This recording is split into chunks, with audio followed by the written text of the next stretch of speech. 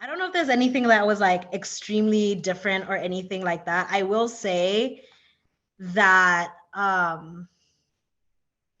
maybe like the communication of, but I think you learn that in the university a bit. Maybe some students may attest to that, but yeah, like I don't want to generalize, but a lot of Americans, maybe I will say, are not as direct. And so personally for me, I'm like a direct person. Like our culture is like very direct, like where I'm from is very direct. And so finding like workplace politics is a little bit like, not as direct. I don't know how else to say it. Maybe Veda will be able to say it more clearly, but people, tiptoe a lot, or there's a sense of like politics and stuff, but just culturally, it's like, okay, like let's speed it up. Let's not beat around the bush. But I found a lot of that. Other surprises, I think, when I was a student, maybe when I was graduating or something, I didn't really think too much about layoffs because I don't know, I just thought like if you're at a company that's going to sponsor you, they're not going to lay you off mid process.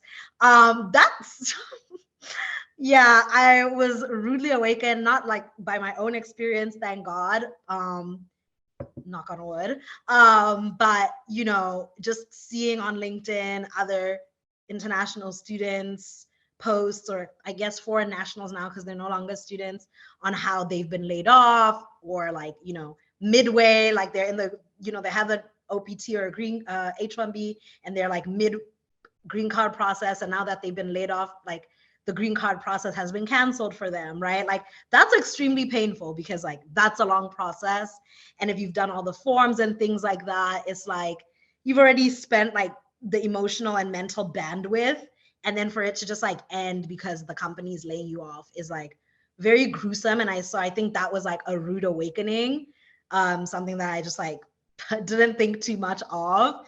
And then also, I think you work so tirelessly as an international student to get a company to sponsor you, right? And so for me, when like I didn't get the H1B lottery, it was kind of like, like, is this a joke? Like, I was very much taken aback. Like, what?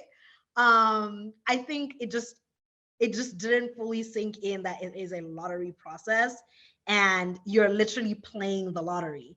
Um, and the company can love you, enter you in the lottery, but like there's a very high probability that you won't get it.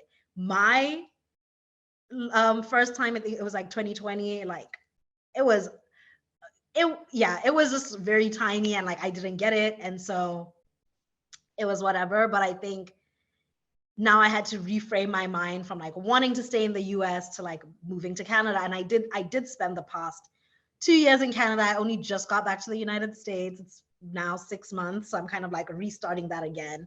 But I got to learn a different, I will say different culture, because Canadians are definitely different. And that was like a great experience. And, thank God I didn't lose my job. I just moved to a different country. And so that's it takes me back to like my biggest piece of advice will be, or one of the biggest pieces of advice would be, to find a company that has a contingency plan, right? Like talk to into other international students. This is why I share so much about immigration and international student processes on social, because people don't talk about this stuff. So like it's so hard for other people to know what to look for. But I will like really say, find a company that sends people, to another country if you don't get the H1B, because it's really emotionally tasking if you like don't get the H1B lottery and then you also have to find a new job because your company can't support you, right? So they will let you go. So you don't want to like have two knocks, right? So if you find a company that can cover that, then you just won't have to like think about it too much. You'll just move to a new country. You can be like, I don't know, Emily in Paris or something, if you know that show. But yeah. I think I'll also add on to that. Honestly, I think with the layoffs and everything that's going on right now, it's not just for international students. I think everybody really should be thinking about this, but also there's, I think, like two layers to it, right? Where like are you setting yourself up for success within the company? I think going from like the college environment to my first job, I don't think I understood I didn't understand how any of that works. Like you need to make sure you're doing your work, you're always at the top of your game, like there's really no space for faltering, but also other people are seeing your work. But I think I struggled a little bit with that where I was like doing work, just my work, like behind the scenes and not necessarily having that be visible to leadership. I think that's important to think about, especially when decisions like your sponsorship, like layoffs and things are happening and people taking them are not seeing your work directly. So a lot of times it's not your direct manager that does these decisions, it's like people above them. So think about that as well, and how you want to build relationships. I think at least like in from my previous work experience outside of the US and the way that works here is that relationship building is so important with people at your company and also outside of it. So that way, if anything happens, God forbid, you do get laid off, you still have relationships outside of the company you can fall back on, activate those networks, and find opportunities that way. So that's like a couple other things I would suggest as you think about like graduation and beyond, and that I wish I would have known going into it. No, I was just agreeing with Veda's point. Like relationship building super important. Building your own brand. I know that's like some people get the ick around that, but like you don't have to look at it as something so super hard. Like, oh, I need to go build a website and like da da da da. Like, it's not that deep. You know, like find any platform. For me, it was LinkedIn. It can be any platform. Just create a paper trail of some sort that shows like any skills that you have.